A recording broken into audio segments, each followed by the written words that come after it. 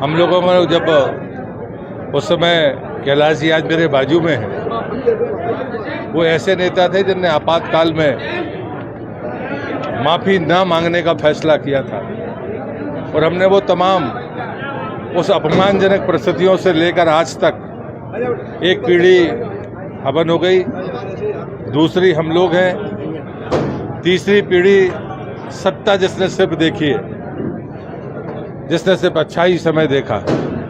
और इसलिए मैं ये मानता हूं कि जिस डोर के कारण, जिस केंद्र बिंदु ने मुझे सदैव ताकत दी, उस समय राज्य भी घूमा, देश के बाहर भी गया। जो कुछ है इस भूमि का प्रताप है। और घूमकर फिर से अगर मैं पहली बार जीवन में राज्य की राजनीति में आया हूं, तो मैं अपने गृह जिले को मुझे पार्टी ने दिया है, इसलिए मैं उनका हृदय से आभारी हूं। लेकिन एक बात मैं जरूर कहूंगा कि राजनीति की जो परंपरा है उसमें कुछ विकृतियां आई थी, स्वार्थ बड़े चरम पर था।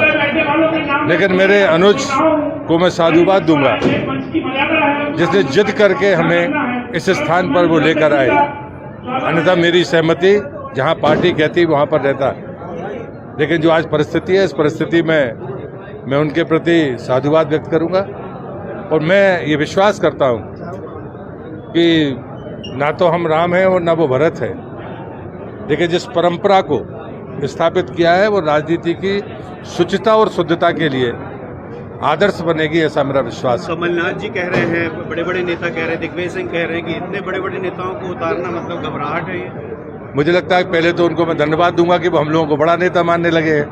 नहीं तो हम लोगों को तो छोटभैया कहा करते थे। वो उनकी भाषा जितनी अश्लील है, जो उनकी बौखलाहट का परिणाम है। पहली सूची भारतीय जनता पार्टी ने जब निकाली थी, कांग्रेस मौन साध गई थी। दूसरी सूची निकलते ही वो बौखला गई है। मैं उनसे कहूंगा लोकतंत्र है, उनके पास अगर लोग हों तो वो लड़ा दे, तो सूची निकालें, तीसरी आने का इंतजार करें वो तो अच्छा होगा। जीत के प्रति कितने आसान? मुझे लगता है कि पिछली बार जो चूक हो गई थी जब मध्य प्रदेश की जनता से, शिवराज जी जैसा मेहनती आदमी, और इस सरकार ने 18 वर्षों में सिवाय गरीब के लिए, जरूरतमंद के लिए बिना मांगे देने वाली सरकारें, मोदी जी का नेतृत्व और शिवराज जी का जो काम करने का तरीका था, तो विकास का जो मॉडल है वो पंडित दीनदयाल उपाध्याय के अंत्योदय का मॉडल है।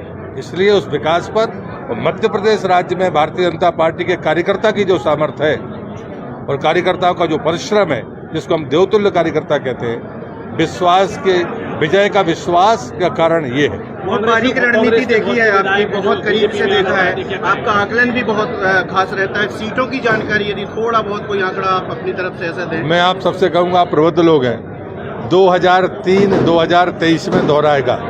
आप 2003 का आंकड़ा उठाकर देखिए। कांग्रेस के बहुत से विधायक बीजेपी में आने का